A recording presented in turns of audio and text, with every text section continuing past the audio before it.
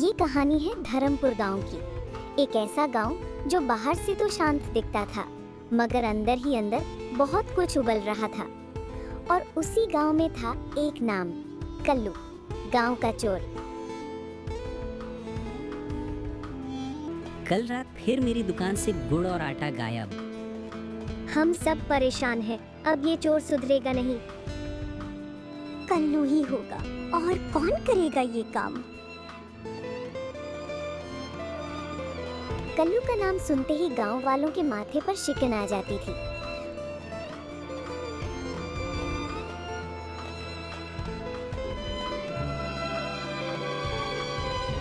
मगर कोई नहीं जानता था कि उस झोपड़ी के अंदर कितनी चुप्पी, कितनी भूख और कितनी यादें बसती थी। कल्लू बेटा, जो भी हो, पर किसी का हक मत छीनना। नहीं माँ, मैं वादा करता हूँ। पर वक्त ने वो वादा छीन लिया, और माँ भी।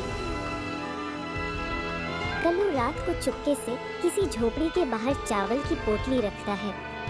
कल्लू चोरी करता था, मगर अपने लिए नहीं। उस पोटली में हर बार किसी भूखे का हिस्सा छुपा होता था।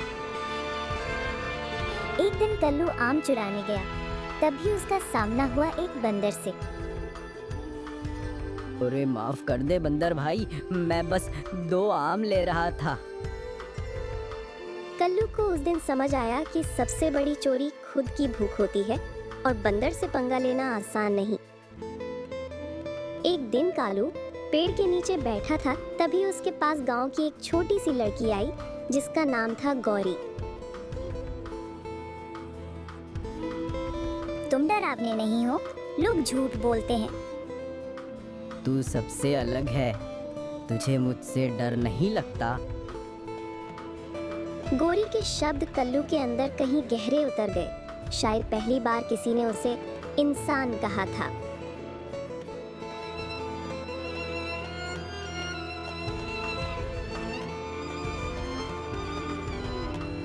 कुछ दिनों के बाद गांव वालों ने पंचायत बिठाई। गांव में सब सामान चोरी हो रहा है। मैं कहता हूँ कल्लू को गांव से निकाल दो।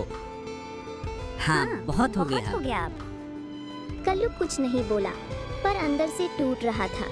इस बार उसने ठान लिया, अब सच सामने लाना होगा।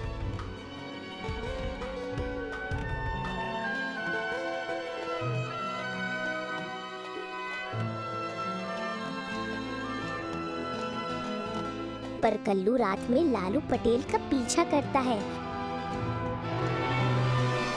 सब कल्लू पर डाल देंगे। गांव के सामने साफ बच निकलूंगा।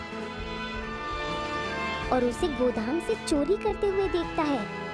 पर इस बार किस्मत ने कल्लू का साथ दिया। अगली सुबह चौपाल पर कल्लू लालू को रंगे हाथों पकड़वाता है। हमें माफ कर दे बेटा, हमसे भूल हुई। तेरे अंदर की इंसानियत हम देख न सके। सबके सामने सच लाया गया। कल्लू अब पूरी तरह से बदल चुका था। कल्लू अब गांव का सबसे नेक दिल आदमी था। चोरी बंद, सेवा शुरू।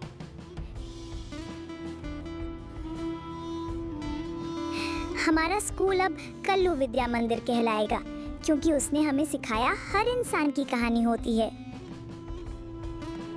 कल्लू अब नहीं रहा, मगर धर्मपुर में आज भी उसकी कहानी बच्चों को सुनाई जाती है। वो कहानी जो सिखाती है, कोई चोर नहीं होता, हालात होते हैं। कभी किसी को बिना उसकी कहानी सुने मत आंकिए, क्योंकि अच्छाई अक्सर चुप होती है, और चुप रहना सबसे बड़ी बहादुरी होती है।